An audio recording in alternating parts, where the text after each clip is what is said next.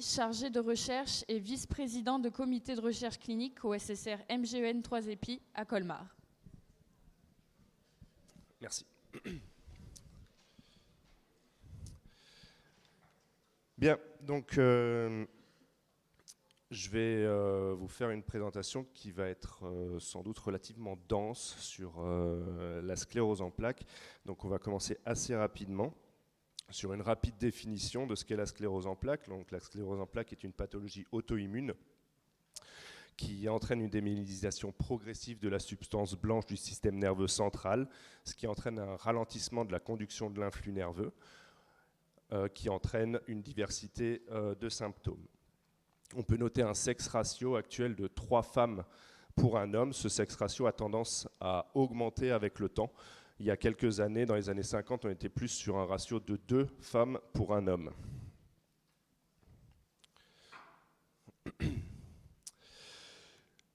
Dans la sclérose en plaques, il existe 4 formes, dont 2 principales. Donc, la forme la plus représentée, c'est la forme dite récurrente rémitante. Donc c'est la forme qui est présentée en bas. C'est une forme qui évolue par poussée avec période de récupération partielle entre chaque poussée. Donc elle représente à peu près 80% des cas de sclérose en plaques. La deuxième forme, c'est une forme dite primaire progressive. C'est une évolution progressive du handicap sans poussée surajoutée. La troisième forme, c'est la forme dite secondairement progressive. C'est une forme récurrente rémitante qui, au bout d'une quinzaine, une vingtaine d'années d'évolution, va se transformer en une forme progressive. Et enfin, on a une quatrième forme un petit peu moins présente. C'est une forme dite progressive récurrente avec une augmentation progressive du handicap avec poussée surajoutée.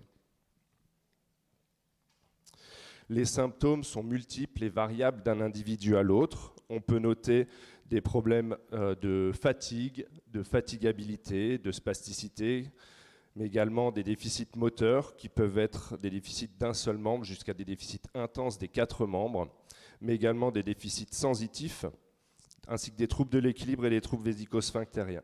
L'ensemble de ces symptômes ont des retentissements aussi bien physiques que psychologiques, avec des taux de dépression élevés dans la sclérose en plaques et une qualité de vie amoindrie chez les patients.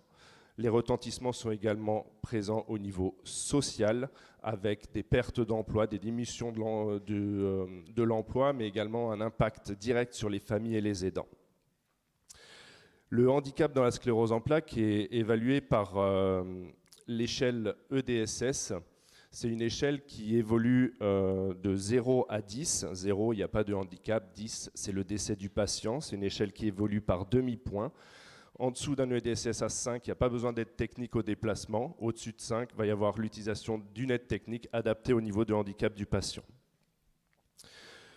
Concernant les facteurs, les causes de la sclérose en plaques, il y a plusieurs facteurs exogènes et endogènes qui ont été mis en cause dans le développement de la sclérose en plaques.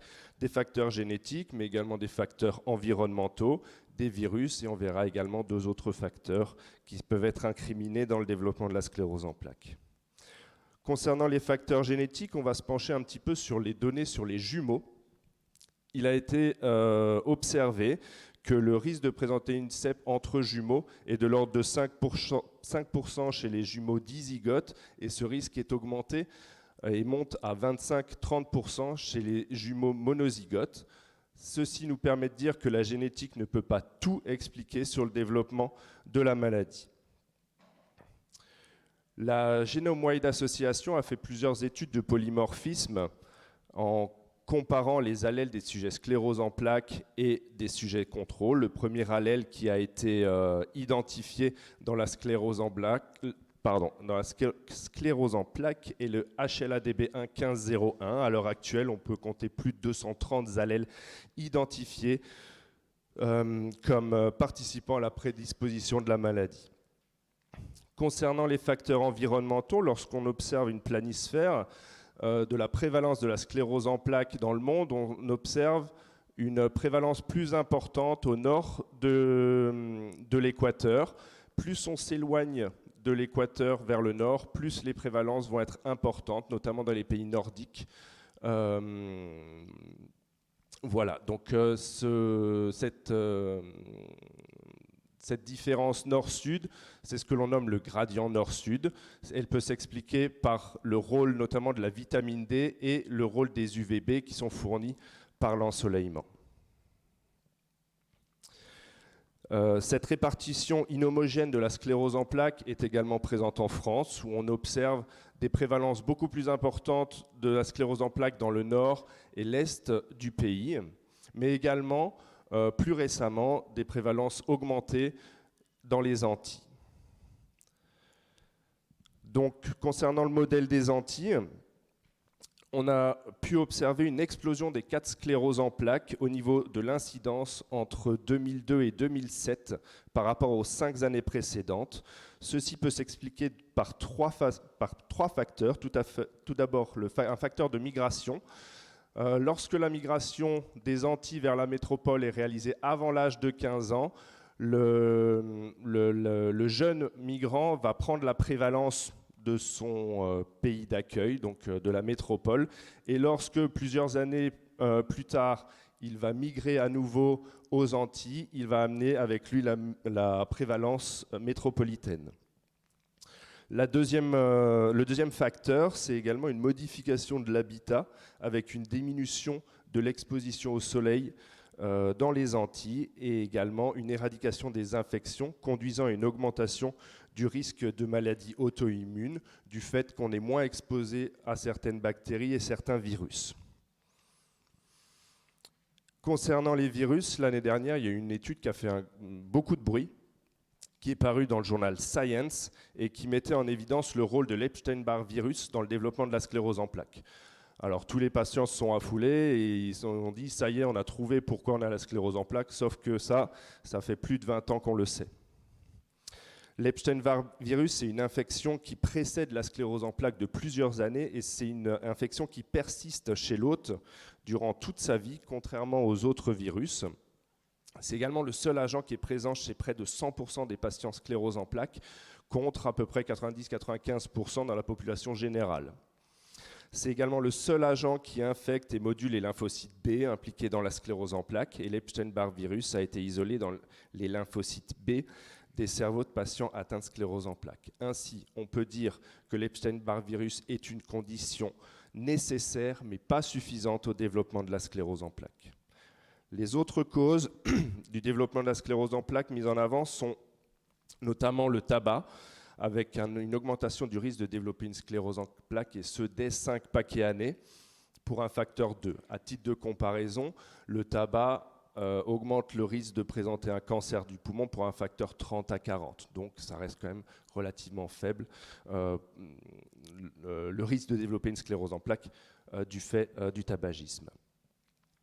Toutefois, le tabac, et notamment la fumée du tabac, favorise la perméabilité de la barrière hémato-encéphalique, ce qui permet le passage des lymphocytes B et T au niveau du cerveau et du système nerveux central. Et le tabagisme passif augmente également le risque, multiplie le risque par 2 de présenter une sclérose en plaques. Un autre facteur mis en avant, c'est également le rôle de l'obésité dans le développement de la sclérose en plaques. Avec un IMC supérieur à 30 à l'âge de 18 ans, le risque de présenter une SCEP est multiplié par 2. Ceci s'explique par l'augmentation de la production d'adipokines inflammatoires et une diminution des adipokines et des molécules anti-inflammatoires. On note également qu'une corpulence importante à 20 ans est associée à un risque de SCEP accru. L'ensemble des données que je viens de vous présenter permettent de dire qu'il n'y a pas, à l'heure actuelle, qu'il n'y a pas de toute façon de mesures préventives au développement de la sclérose en plaques. Concernant le diagnostic de la sclérose en plaques, donc celui-ci est basé sur les données cliniques et IRM et fondamentalement sur le principe de double dissémination des lésions dans le temps et dans l'espace. Au niveau clinique, il suffit de 2 poussées dans des territoires distincts et espacés dans le temps pour poser le diagnostic. Au niveau IRM, donc on est toujours sur la dissémination dans l'espace et dans le temps. Donc, concernant la dissémination dans l'espace, il faut que les lésions soient localisées dans au moins 2 des 4 territoires caractéristiques de la sclérose en plaques, que sont les régions sous-tentorielles, corticales, juxtacorticales, périventriculaires, ainsi que la moelle épinière. Et concernant la dissémination dans le temps, il faudra une nouvelle lésion T2 et ou une nouvelle lésion T1 rehaussée au gadolinium par rapport à une IRM de référence, et ce, quel que soit le temps écoulé entre les deux IRM. Afin d'orienter le diagnostic, une analyse du liquide céphalorachidien par ponction lombaire sera réalisée, et un index d'immunoglobuline élevé ou plus de 2 bandes oligoclonales présents dans ce prélèvement permettront d'orienter le diagnostic vers une sclérose en plaques. On peut également noter que plus le taux d'immunoglobuline G est élevé, plus c'est un mauvais facteur prédictif pour une sclérose en plaques dite sévère.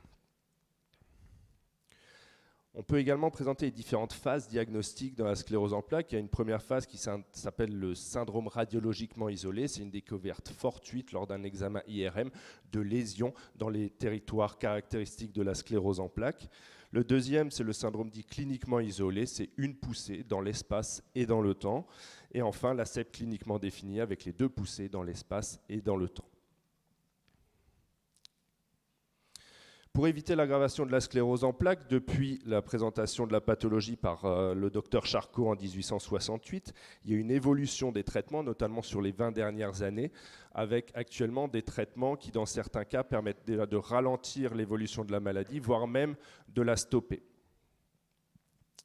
La question qui va se poser dans les années à venir, c'est faut-il traiter très tôt, et ce, dès le syndrome radiologiquement isolé. Donc, je rappelle, syndrome radiologiquement isolé, découverte fortuite de lésions à l'IRM.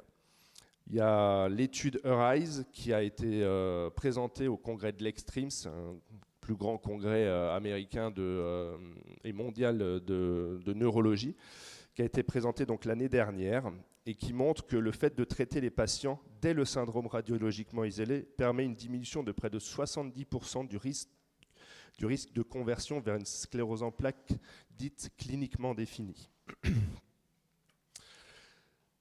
Ce dont on est sûr, c'est qu'il faut traiter tôt, traiter dès le syndrome cliniquement isolé. Avec l'étude de Miller, on s'aperçoit que le fait de traiter dès ce syndrome cliniquement isolé permet une diminution de l'ordre de 47% du risque de présenter une deuxième poussée comparé aux patients traités 2 ans après. Un traitement précoce diminue également le risque de passer en CEP secondairement progressive. À l'heure actuelle, les molécules sont de plus en plus efficaces. Elles permettent d'atteindre ce qu'on appelle le NEDA, aucun mouvement de la maladie, dans 85% des cas à 1 an. Il est important, du coup, pour le neurologue de définir la molécule selon la gravité initiale de la maladie. Ce que l'on sait également, c'est qu'il faut rééduquer. Rééduquer tôt, voire même très tôt, de façon ultra précoce.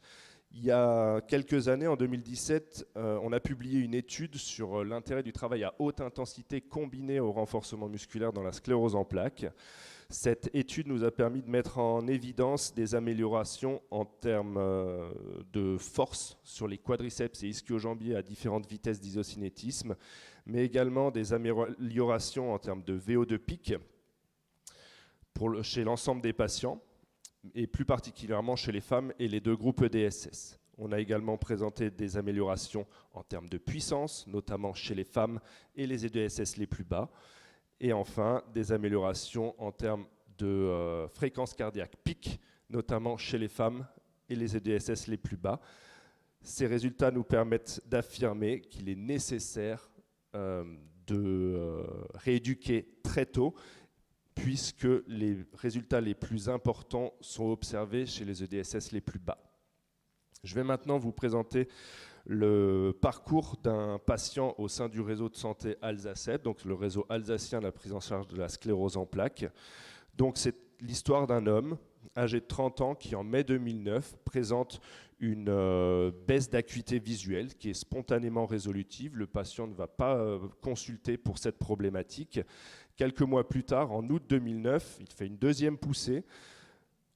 qui entraîne une hémiplégie droite avec une marche impossible. Le patient est alors en fauteuil roulant avec un EDSS qui monte à 6. Il bénéficie d'une hospitalisation, d'un bilan, avec traitement de la poussée par des bolus de solumédrol. Enfin, il bénéficiera également d'un séjour en centre de rééducation et la question se pose de la mise en place précoce d'un traitement de fond. Il y a une discussion et une concertation qui est alors effectuée au sein du réseau avec le choix de mettre d'emblée un traitement d'induction de deuxième ligne par immunosuppresseur.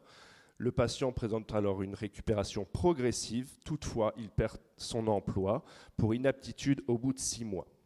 Il bénéficiera du passage de l'infirmière, du réseau, qui lui fera une éducation thérapeutique à la maladie, mais également une évaluation des besoins. Cette évaluation des besoins va permettre de mettre en évidence la présence d'un syndrome anxio-dépressif, qui est assez fréquent chez les scléroses en plaques, réactionnel à l'annonce du diagnostic. Un soutien psychologique est alors mis en place. Il continuera ensuite à se plaindre, à présenter des plaintes au niveau cognitif, avec des difficultés à la gestion des tâches et au travail qui ont conduit à son licenciement. Il fait un bilan neuropsychologique qui met en évidence un syndrome dysexécutif et il bénéficiera d'une remédiation cognitive. Le bilan neuropsychologique est réalisé de nouveau 6 mois plus tard et montre des améliorations sur la sphère cognitive. Il intégrera par la suite le programme CEP et Sport à raison de 3 séances par semaine. Une évaluation des performances est réalisée en amont qui montre une fatigabilité importante, mais également des troubles de l'équilibre et des faiblesses sur le membre inférieur droit. À la suite du programme, il présente des améliorations sur l'ensemble des paramètres, se déplace sans canne et reprend la course à pied. Il bénéficiera également de l'intervention d'une assistante sociale qui permettra d'accélérer son dossier MDPH, ainsi que la mise en place d'un protocole de réorientation professionnelle. Et il pourra s'inscrire dans une formation professionnelle en alternance dans un centre de rééducation en Alsace. Il bénéficiera également du programme de l'activité yoga proposée par le réseau de santé. Et enfin, le patient réussira sa formation, ce qui lui permettra de reprendre une activité professionnelle, de poursuivre le sport, de poursuivre également ses études avec la validation d'un BTS et son EDSS est redescendu à 1. Le patient aura donc bénéficié d'une prise en charge pluridisciplinaire avec l'intégralité des professionnels de santé présents au sein du réseau. Concernant les recommandations en activité physique, depuis la présentation de la maladie par Charcot en 1868 jusqu'en 1921, le mouvement était recommandé. À partir de 1921, et notamment du fait du phénomène d'Uthoff, c'est une exacerbation passagère des symptômes liés à une augmentation de la température corporelle qui peut être liée à de l'activité physique, mais également des états fébriles avec de la fièvre et ce genre de choses.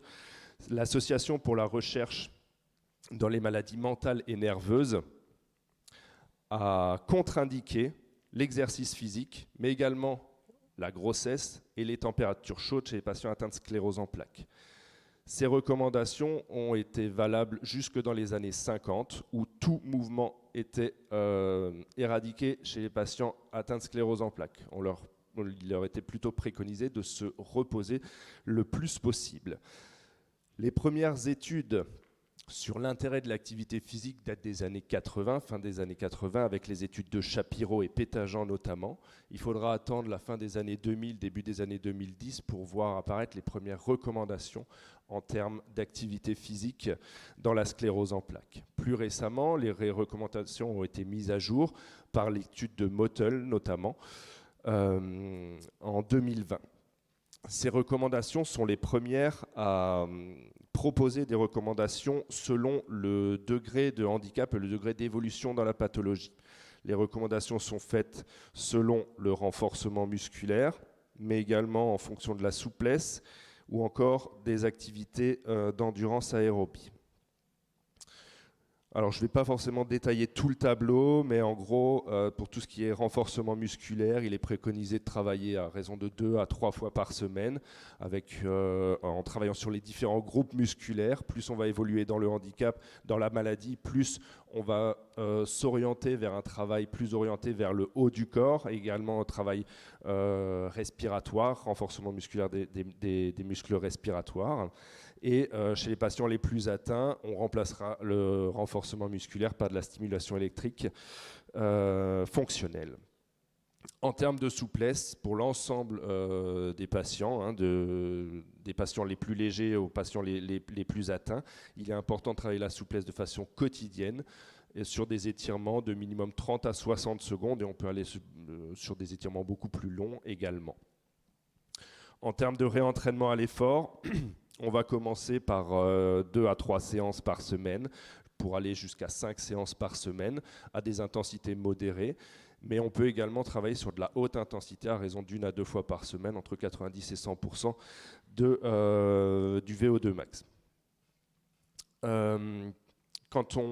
Plus on avance dans la maladie, plus il va être difficile d'utiliser les membres inférieurs. Du coup, pour le réentraînement à l'effort, à partir d'un EDSS à 7, on va plus orienter le travail sur un travail des membres supérieurs. Je passe les mots-clés et les remarques. Concernant les nouvelles avancées, les dernières études ont démontré des diminutions de l'ordre de 27% du taux de poussée annualisé du fait de l'activité physique dans la sclérose en plaques, mais également un probable rôle neuroprotecteur avec des diminutions de l'apoptose neuronale et de la neurodégénérescence.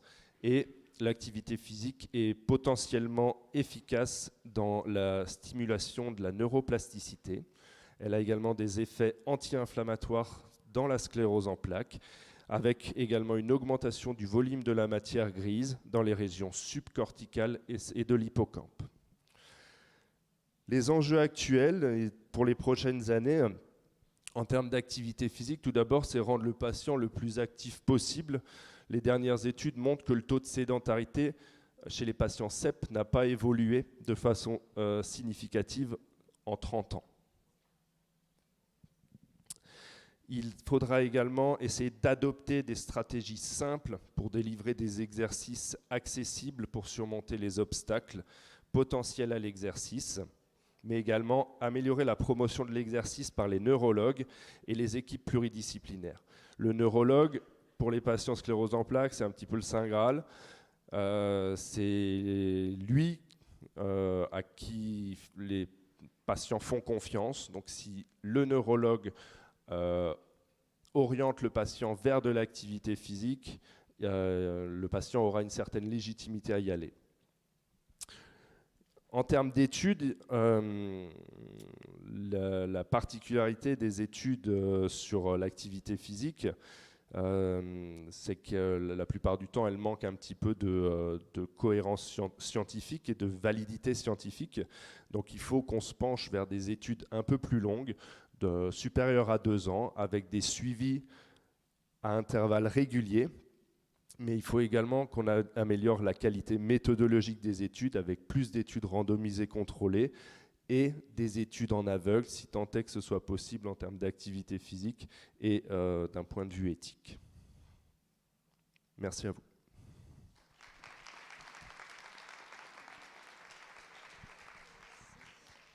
Donc, merci pour votre présentation. On va continuer sur la sclérose en plaques et l'activité physique adaptée avec Monsieur Julien Champagne, donc, qui est enseignant en activité physique adaptée et coordinateur du programme d'éducation thérapeutique Mieux vivre avec la CEP à l'UGCAM de Chartres.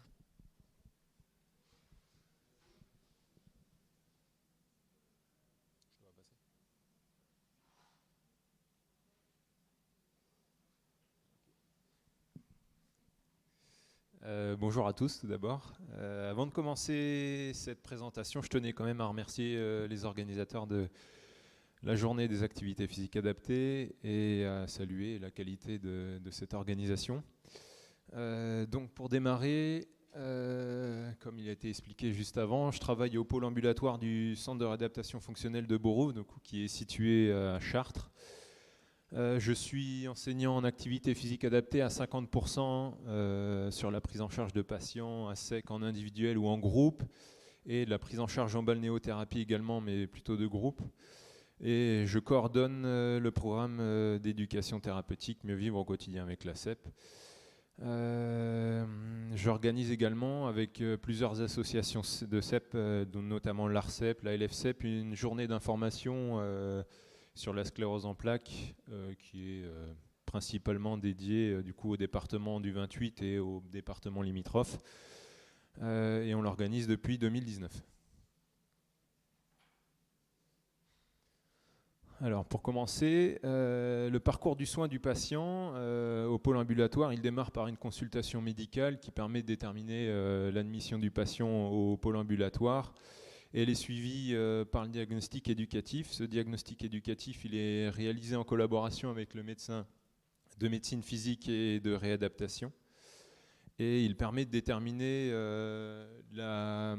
les objectifs du programme d'éducation thérapeutique. Ces objectifs, ils sont déterminés bien évidemment en fonction des besoins du patient. Et les ateliers ensuite sont réalisés en individuel ou en groupe. Les sujets traités sont assez variés puisqu'on peut traiter dedans bien évidemment de la fatigue, des douleurs, des fonctions cognitives et aussi des activités physiques.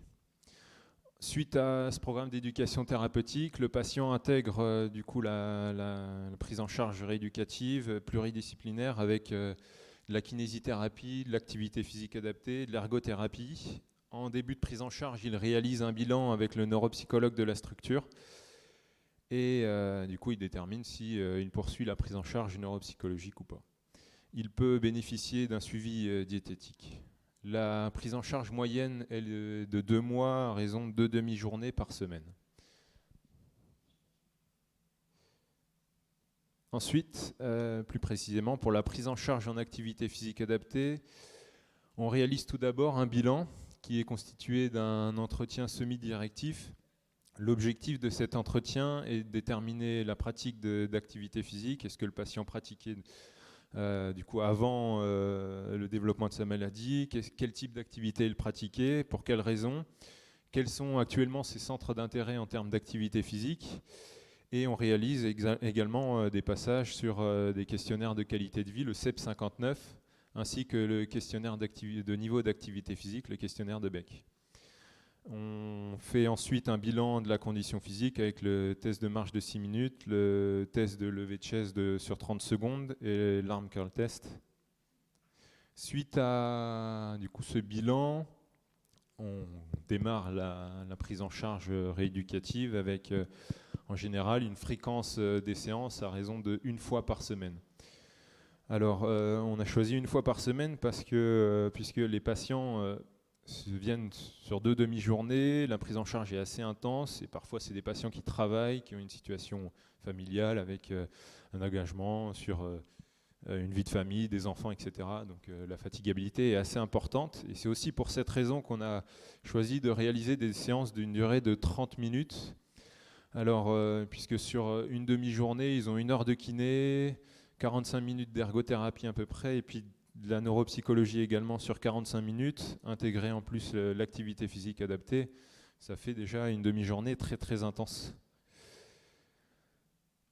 Pour l'intensité des activités, on démarre à une intensité faible, puis on va vers progressivement une intensité modérée au fur et à mesure de la prise en charge. On démarre par une intensité faible pour en tout cas permettre aux patients d'adhérer plus facilement à la pratique d'activité. Et pour respecter un certain niveau de fatigue. En général, ce sont des patients qui sont très déconditionnés, qui ne pratiquaient pas d'activité physique. Et le but, c'est de mettre en tout cas en avant la notion de plaisir et la balance affective sur la pratique d'activité physique. Bien sûr, l'objectif, c'est d'atteindre des intensités modérées et de se rapprocher le plus possible des recommandations expliquées par Pierre Zannecker juste avant. On parle de notion de plaisir et c'est ce qui va aussi définir le type d'activité qui va être proposé, puisque notre objectif principal, c'est que le patient pratique de l'activité physique et pour ça, On va lui proposer des activités soit en individuel ou en groupe pour en tout cas s'adapter le plus possible à sa capacité physique et à ce qu'il attend en termes de prise en charge rééducative. On mélange les pathologies, puisqu'on prend en charge des patients avec des pathologies de l'appareil locomoteur, neurologique, notamment principalement des patients lombalgiques, et on peut en tout cas mélanger des patients lombalgiques et des patients atteints de sclérose en plaques dans nos prises en charge.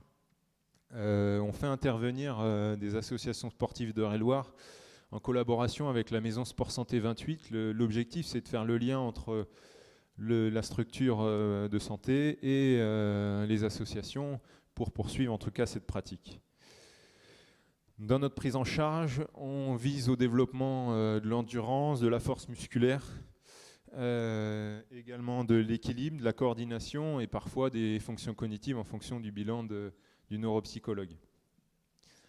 On utilise pour cela des activités comme la marche nordique, la marche d'orientation, la course d'orientation, le tennis de table, la boxe. On fait quelques parcours aménagés et également des sports plutôt collectifs comme le basketball, le handball, etc. À la fin de la prise en charge, on réalise à nouveau le bilan du coup précédemment évoqué et on propose à patient un suivi suite à l'hospitalisation, un suivi qui est réalisé à 1 mois, 3 mois et à 6 mois après sa sortie. Du coup, avant de lui proposer le suivi, on met en place un livret du coup de suivi où le patient doit remplir et compléter un planning hebdomadaire d'exercice physique à réaliser où on fixe des objectifs avec le patient et on réévalue en tout cas l'atteinte de ces objectifs, comme je vous l'ai évoqué, à 1 mois, à 3 mois et à 6 mois.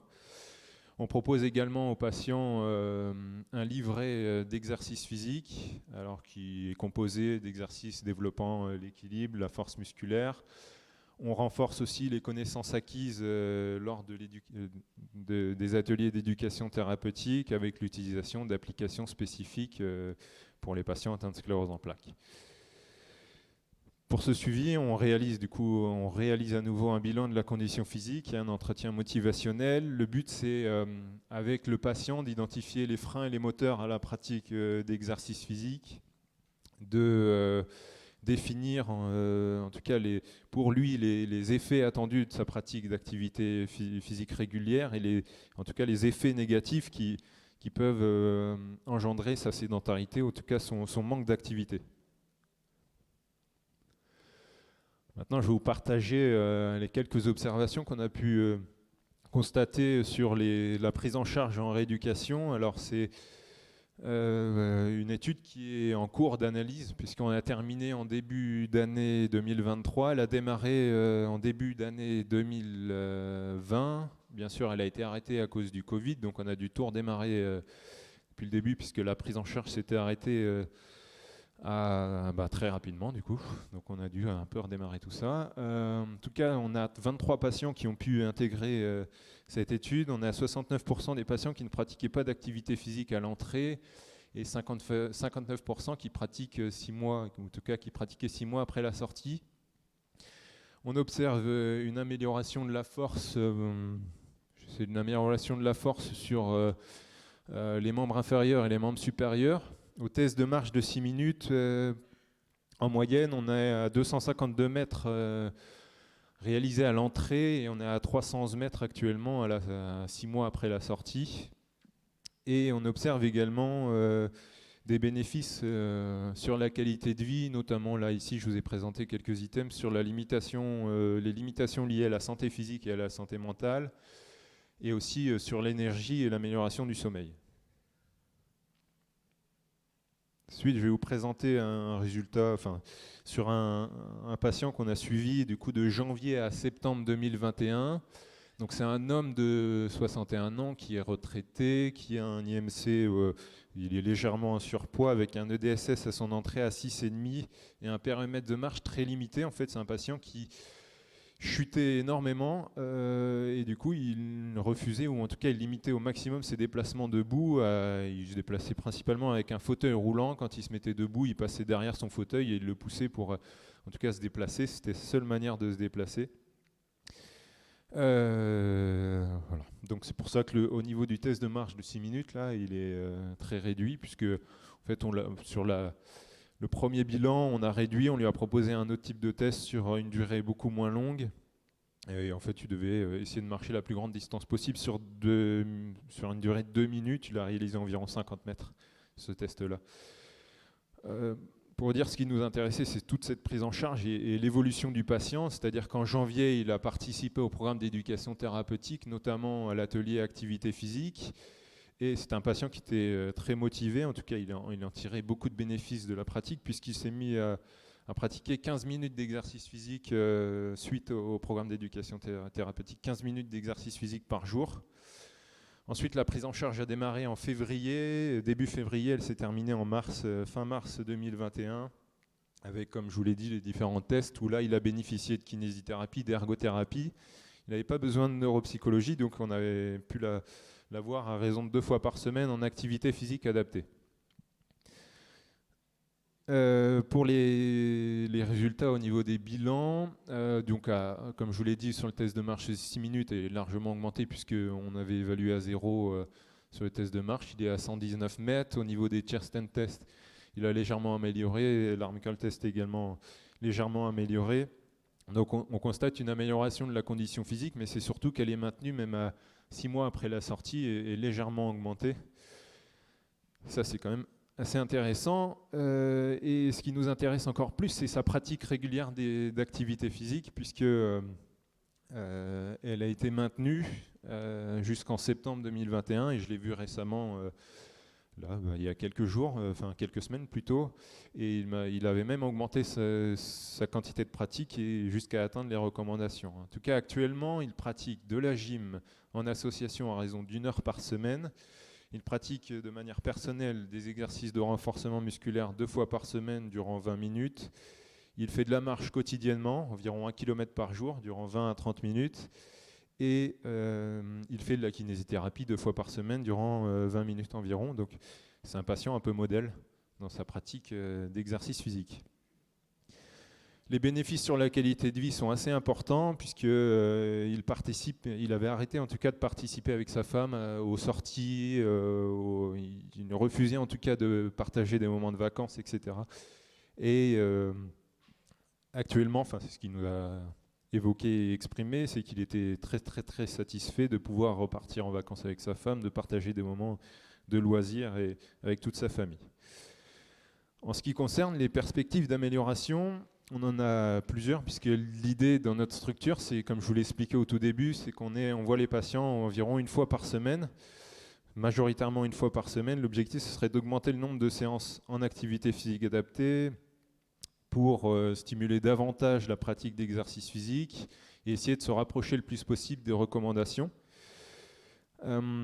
On a aussi une difficulté, c'est que les patients dans notre structure ne bénéficient pas de prise en charge en balnéothérapie pour diverses raisons, notamment le phénomène du TOF, les troubles vésico-sphinctériens et aussi la difficulté des demi-journées où il y a déjà beaucoup de prise en charge, beaucoup de personnes qui interviennent auprès des patients et du coup il faudrait rajouter encore un créneau. Ça ferait beaucoup d'intervention sur une demi-journée et du coup la fatigabilité serait probablement très importante, mais en tout cas on discute de cette possibilité avec le médecin de notre structure actuellement. Il y a aussi une dernière situation qu'on rencontre très régulièrement, c'est l'arrêt de la pratique. C'est souvent lié à une évolution des symptômes, une infection, qu'elle soit bactérienne ou virale, avec du coup une fatigue importante, et les patients arrêtent leur pratique alors qu'ils pratiquaient juste avant cette problématique, en tout cas cette difficulté rencontrée dans la vie, et ils arrêtent leur pratique sans forcément observer, puisqu'on les sollicite, observer une diminution dans leur bilan de condition physique. Donc l'intérêt serait de les suivre de manière très très très régulière sur même après les 6 mois de prise en charge suite au séjour de rééducation. Voilà. Je vous remercie en tout cas de votre attention. Merci pour votre présentation. On va passer aux questions. Alors, par manque de temps, on va prendre qu'une seule question, s'il y en a. Donc pour soit Monsieur Zanker, soit Monsieur Champagne. Oui, du coup là. Là.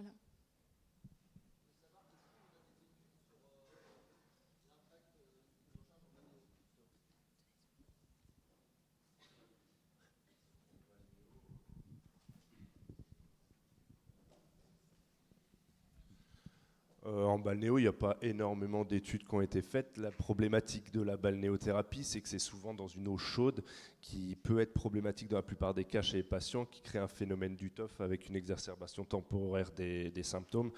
Donc en général, les eaux de balnéothérapie, c'est aux alentours des 29-30 degrés.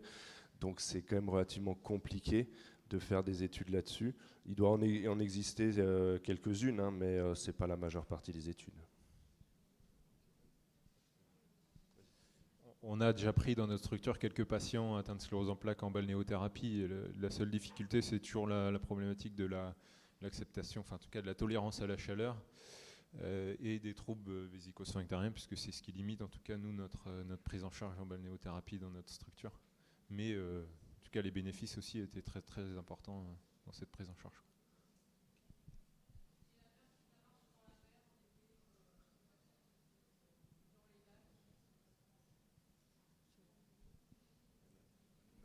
Près de la mer, nous, on n'est pas dans des régions qui sont près de la mer, donc c'est un peu compliqué. Mais non, clairement, c'est possible. Hein. Directement, moi, j'ai vu l'impact chez certains patients qui... Alors, on a des patients qui sont très sensibles à la chaleur, et du coup, le fait de rentrer dans une eau chaude, ça va créer une forte spasticité, des clonies, etc. Mais il y en a d'autres qui le supportent très bien, qui sont même mieux dans l'environnement chaud. Et du coup, le fait de marcher dans l'eau contre la résistance de l'eau va améliorer. Le fait de travailler de la marche avec des palmes, notamment, va permettre d'avoir un travail sur le releveur, sur les releveurs du pied. Ça a un intérêt, clairement, chez les patients qui peuvent y accéder, quoi. Merci beaucoup. Et donc du coup, on va passer à la table ronde, donc avec comme modérateur Monsieur Pierre-Louis Bernard, et on va essayer de faire au mieux pour que la table ronde ne dure pas trop longtemps. Voilà.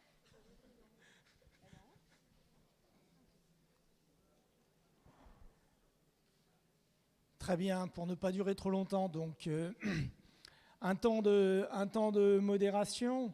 Alors j'ai pris des notes, j'avais pris des notes régulièrement, j'ai fait la synthèse, ensuite j'ai fait de la synthèse de la synthèse, puis là en peu de temps on va essayer aussi de synthétiser. Quelques repères avant de vous donner la parole pour soit des questionnements, soit peut-être des témoignages au-delà des orateurs, et donc remercier d'abord les orateurs. J'ai retenu 2 mots-clés pour essayer comme je vous le disais, peut-être de faire la synthèse de choses qui ont été évoquées. Les 2 notions qui ont retenu mon attention, qui concernent globalement tout ce qu'on a entendu, sont pour moi complexité et complémentarité.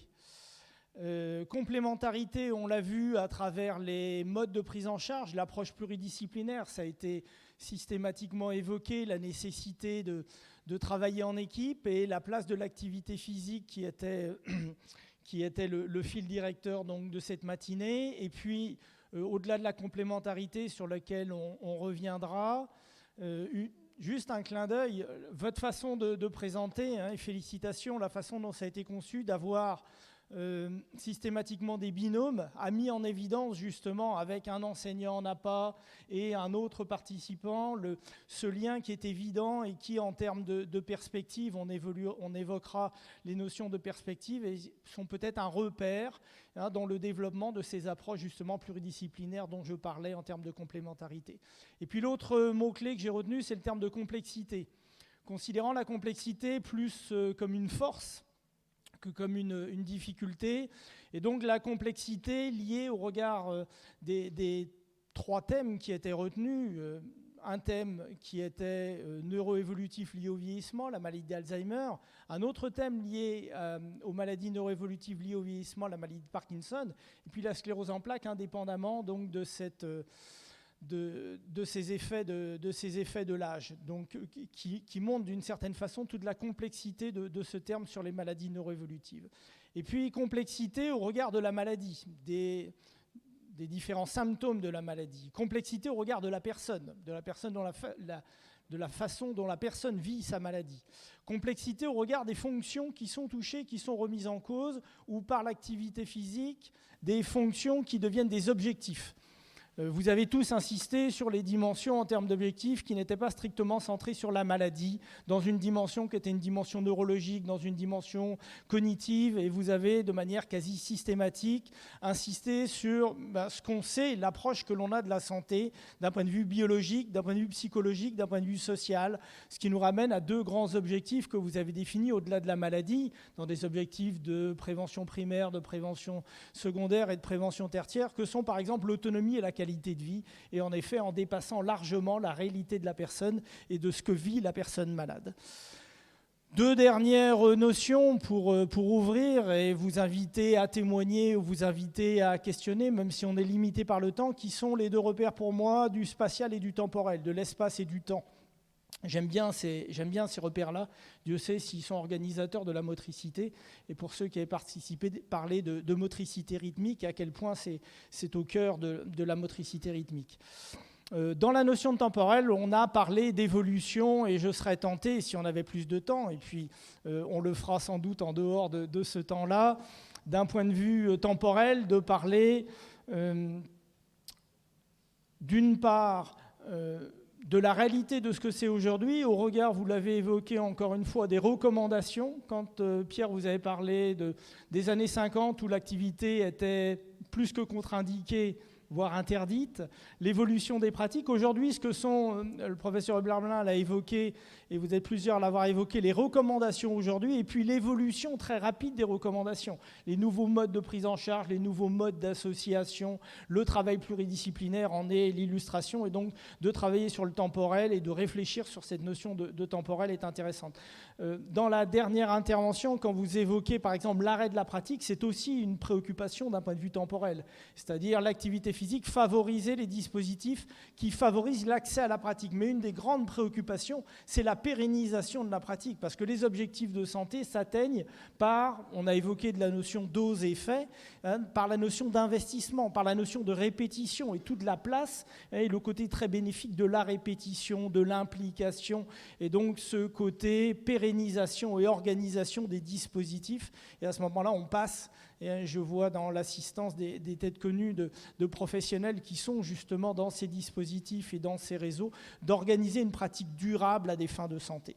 Et puis l'autre notion qui est, comme je disais, la notion d'espace, la notion de temps, et une notion qui a été évoquée, qui me semble centrale, indépendamment de la prise en charge institutionnelle, parfois centrée sur la dimension thérapeutique, c'est tout l'environnement social, l'organisation de l'environnement social, et une notion qui a été citée, qu'on évoquera dans la journée, certainement au-delà de ce temps-là, qui est la relation aidant-aidé. Et si on ne raisonne pas uniquement sur cette notion qui est de prise en charge par les professionnels, eh bien, d'un point de vue spatial, il y a aussi tout le temps qui est vécu en milieu social, en famille, et la préoccupation de la place de l'aidant dans le bien-être et la qualité de vie de la personne.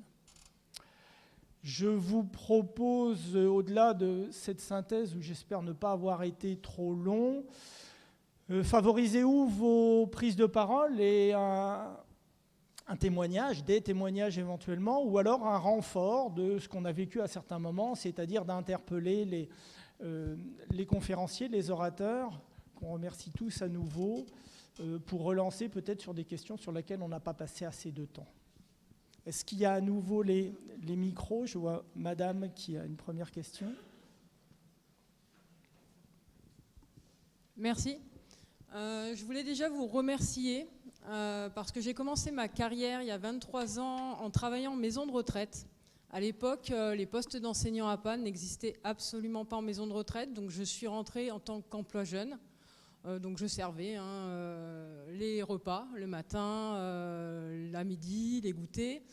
Et j'avais une fonction d'animation et peu à peu, j'ai mis en place des séances en activité physique adaptée par ce biais-là. C'était il y a 23 ans.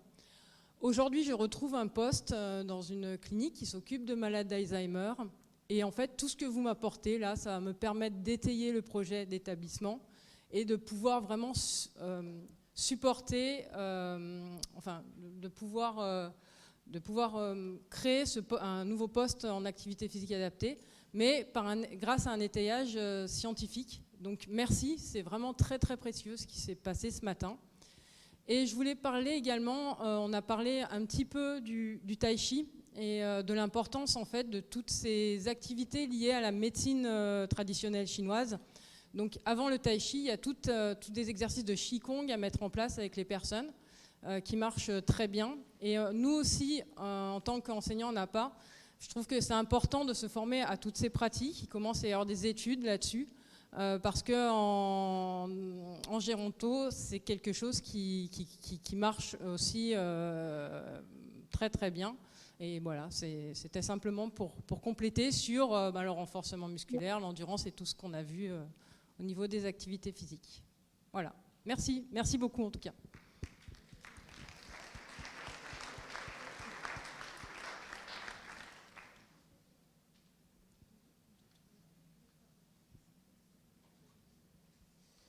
D'autres témoignages? Oui.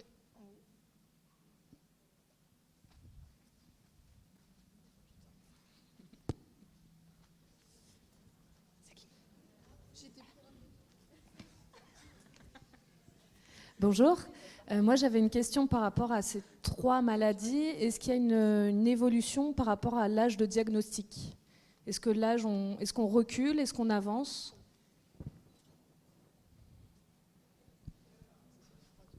Alors, on les diagnostique de plus en plus tôt parce qu'on sait détecter les signes précoces de ces maladies-là. Alors, je vais parler du Parkinson puisque c'était mon sujet. Par exemple, on sait que le fait de gesticuler, de mimer ses rêves pendant le sommeil, le trouble du comportement en sommeil paradoxal, ça peut être un signe annonciateur de la maladie de Parkinson. Les pertes de l'odorat sont retrouvées dans nos maladies neurodégénératives, la constipation, etc. Donc on a un faisceau d'arguments qui va nous permettre de diagnostiquer plus tôt ces maladies. Et c'est vrai qu'on peut imaginer un impact de l'activité physique dans ces formes présymptomatiques de la maladie qui permettent un diagnostic plus précoce et une action plus précoce de prévention, finalement, avant que les neurones soient massivement détruits. Oui, en fait, ces 3 maladies, finalement, il y a des formes génétiques. Donc là, ce sont des patients jeunes, etc., dans un contexte familial. Et puis après, on a vraiment l'effet de l'âge et des comorbidités comme facteurs de risque. Alors, il y a les facteurs environnementaux, toxiques, etc., plus ou moins connus, etc. Donc, pour la partie génétique, ça ne change pas, hein, c'est toujours le même âge. En sachant que quand même l'âge de diagnostic de ces maladies est très différent. Parkinson, ça doit être aux alentours de 55 à 65 ans, en sachant qu'après on va avoir des syndromes parkinsoniens qui ne sont pas tout à fait la même chose que la maladie de Parkinson, qui vont arriver à des âges plus tardifs, qui montrent bien là l'impact finalement des comorbidités, de l'âge, etc. Donc c'est un peu compliqué. Ce qu'on peut juste pour résumer, c'est dire que quand même toutes ces pathologies-là sont quand même sous-tendues par l'effet des comorbidités, en particulier cardiovasculaires, en tout cas pour la maladie d'Alzheimer et pour les syndromes parkinsoniens. C'est-à-dire que quand on traite mieux l'hypertension artérielle, eh bien, on réduit l'incidence non seulement des démences vasculaires, mais surtout de la maladie d'Alzheimer. Donc, quand même, la notion de réserve cognitive, c'est-à-dire en gros la capacité du cerveau à faire face à des toxiques qui vont arriver, à des maladies dont on ne connaît pas trop l'origine, est majeure. Donc ça veut dire que dans l'évolution, on va mieux traiter l'hypercholestérolémie, on va mieux traiter l'hypertension artérielle, on va mieux dépister tôt le diabète, etc. Et probablement, on va arriver à décaler l'âge donc d'arrivée des maladies et probablement réduire leur évolution. Par contre, en parallèle, on va avoir une augmentation de l'espérance de vie. Et donc, globalement, on va avoir une augmentation du nombre de ces patients, mais probablement avec des âges un tout petit peu plus tardifs.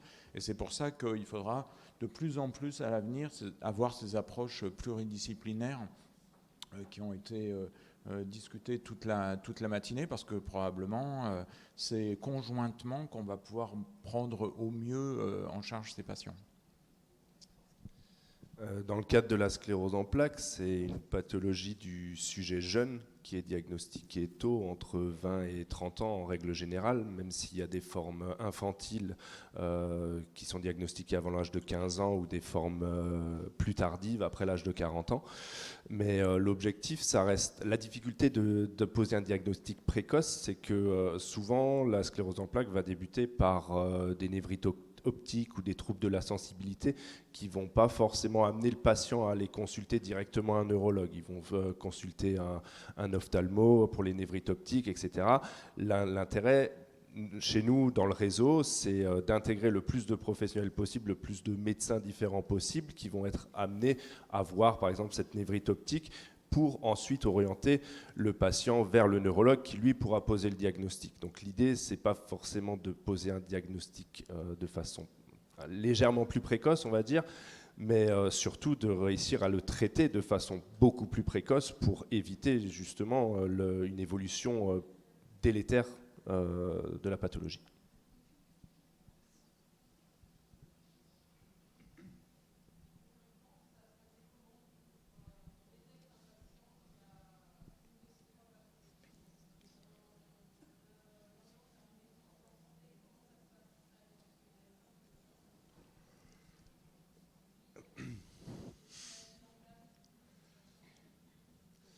Alors déjà, il y a la phase directement suite à l'annonce du diagnostic qui est un véritable raz-de-marée pour les patients, donc il faut leur laisser le temps. Mais nous, dans le cadre de la sclérose en plaques, on est sur du sujet jeune, donc l'intérêt du neurologue à parler aux patients de l'intérêt de maintenir et de poursuivre une activité physique prend tout son sens dès l'annonce du diagnostic et de les informer de ne surtout pas arrêter. Mais ce n'est pas parce qu'il y a un diagnostic qui est posé que le patient doit être forcément directement accompagné dans sa prise en charge. Au début, le patient, il a quelques troubles, mais ça ne va pas l'empêcher de pratiquer une activité physique. Il peut continuer la poursuite de ses activités habituelles, mais au bout d'un moment, il y a des difficultés qui vont être de plus en plus présentes, et à ce moment-là, il faudra peut-être l'orienter vers quelque chose de plus adapté, plus orienté, par des maisons sport santé notamment, ou de l'APA en libéral, qui existe aussi, ou alors combiné également avec des séances en kinésithérapie.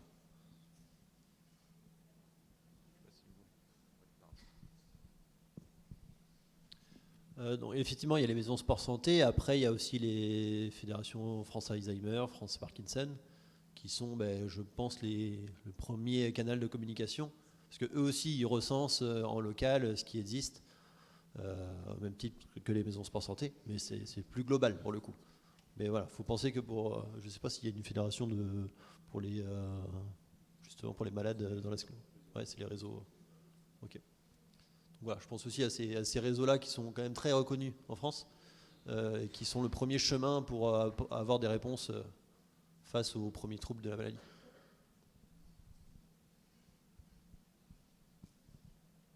Je peux après redire un mot.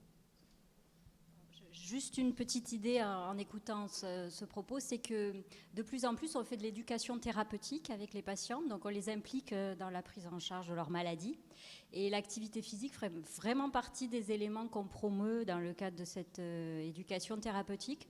Et je pense que du coup il y a vraiment un discours très tôt autour du diagnostic et de l'annonce de la maladie, sur le fait que vous pouvez être acteur de votre maladie en faisant de l'activité physique, et du coup les patients vraiment